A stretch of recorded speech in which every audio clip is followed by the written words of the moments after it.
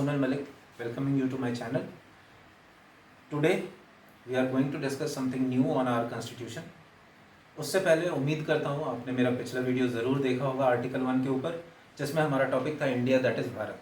और मैंने आपसे कहा था आज नेक्स्ट वीडियो में मैं आपसे बात करूँगा India is a union of states के ऊपर, मगर आज मैं उससे हटकर कुछ नया डिस्कस करने वाला हूँ, कुछ अलग डिस्कस करने वाला हूँ। Reason being something very painful has happened within our country and as citizens हम सबको ये जानना चाहिए कि कॉन्स्टिट्यूशन और इस पेनफुल इंसिडेंट के बीच में क्या रिलेशन है।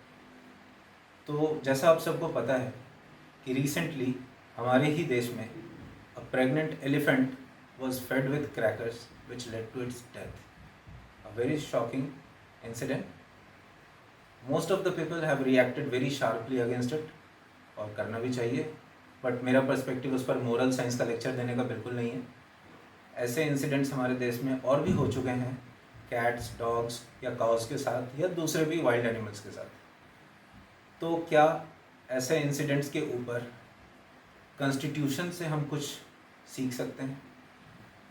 आप सबको पता होना चाहिए एज सिटीजन्स, जैसा मैंने प्रीएम्बल में बताया था कि we the people of India, और उसमें एक लाइन है गिव आवरसेल्व्स दिस कॉन्स्टिट्यूशन। तो एज सिटीजन्स हम लोगों ने अपने आप को ये संविधान दिया है और इस संविधान के ऊपर, इस संविधान के अंदर हम लोगों ने न केवल अपने लिए बल्कि हमारे देश के monuments, wildlife, wild animals, cattle, rivers, इन सब के कुछ राइट्स रखे हैं।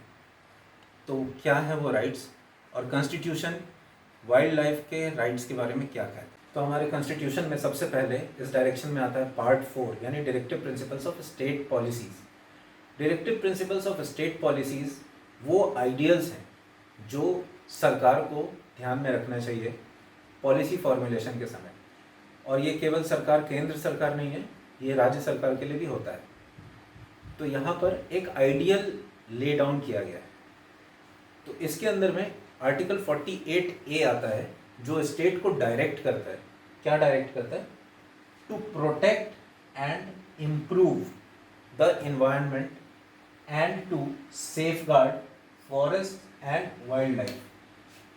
Protect, improve environment and to safeguard forest and wild life. तो ये अभी जैसा आप लोग देख रहे हैं, स्टेट की रिस्पॉन्सिबिलिटी बनती है कि लॉ बनाए हमारे इन्वायरमेंट, फॉरेस्ट और वाइल्ड लाइफ को प्रोटेक्ट करने के लिए।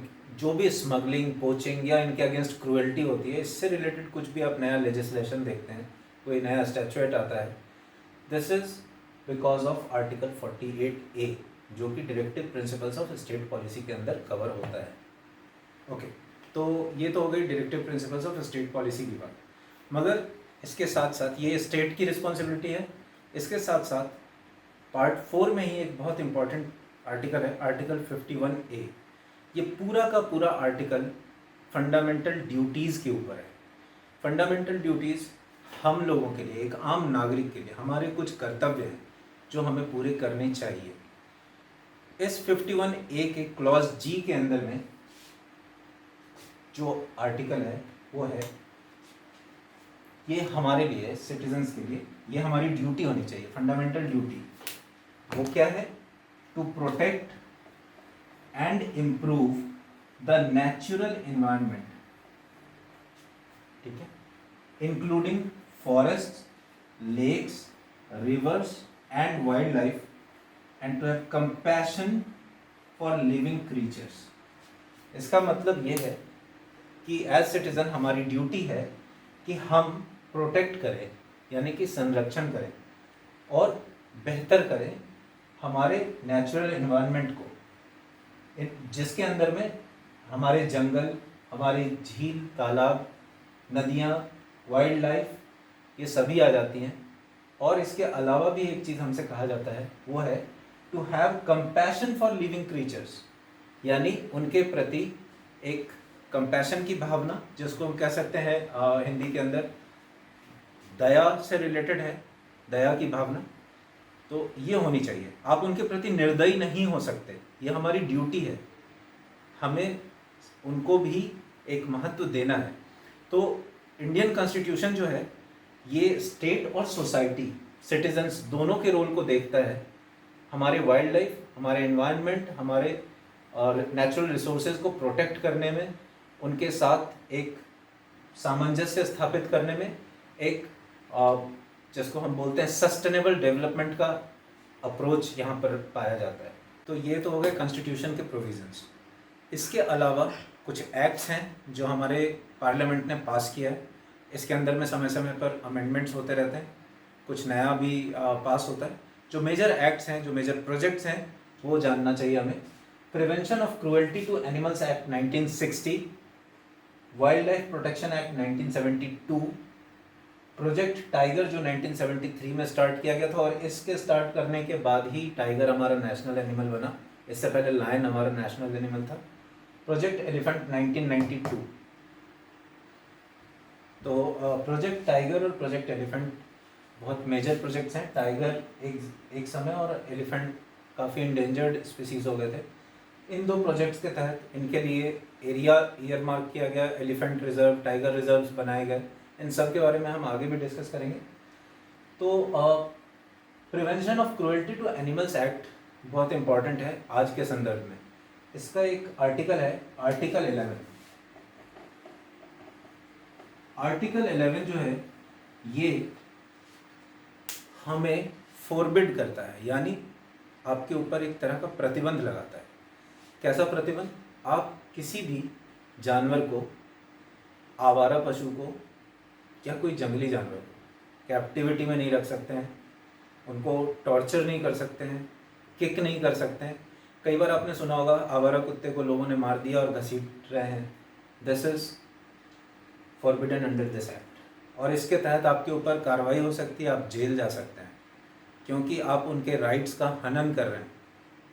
आप किसी जानवर को तकलीफ नहीं दे सकते हैं। अगर आपने कुत्ता पाला है और आप उसको अबेंडन कर रहे हैं, तब भी आप इसके तहत दोषी हो सकते हैं। या आपका कोई पालतू जीव जख्मी है और उसको कंसील करके आप किसी को बेचने की कोशिश कर रहे हैं, तभी भी आप दोषी पाए जा सकते हैं। और अब इन कानून के तहत सजाएं बहुत स्ट्रिक्ट हैं, स्ट्रिंजेंट हैं। तो ये शॉर्ट में हमारा कॉन्स्टिट्यूशन और हमारे कानून के बारे में था, जो जानवरों के अधिकार और हमारे ड्यूटीज़ के से रिलेटेड है। इसके अलावा स्टेट को क्या करना चाहिए वो भी यहीं से आता है। नाउ ये थोड़ा ओपन है, स्टेट इसके ऊपर कुछ भी लॉ बना सकती है, लेकिन एक सवाल उठता है कि ऐसे केस में क्या होगा जब जानवर हमारे लिए खतरा बन जाते हैं।